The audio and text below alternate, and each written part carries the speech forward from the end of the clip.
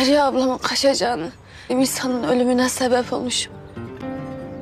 Tek suçlu, tek günahkar var, o da benmişim. Dicle ile ilgili öyle bir şey duydum ki İncan.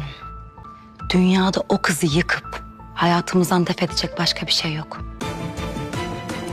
Biz senin okuma yazma serüvenini desteklemiyoruz diye. En çok ben destekliyorum. Mesela bu okuduğun şeyi asla unutamayacaksın. Ailenin huzurunu da yok ettin sen.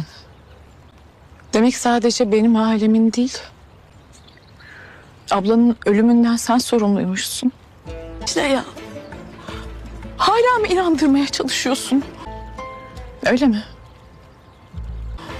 Ölmüş işte ablan. Senmişsin sorumlusu da.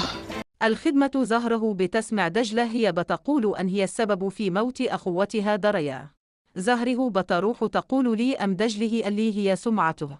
زهره بتكتب في دفتر دجله علش أن تفكرها باللي بتقول لدجله أن هي السبب في نصيب أهلها.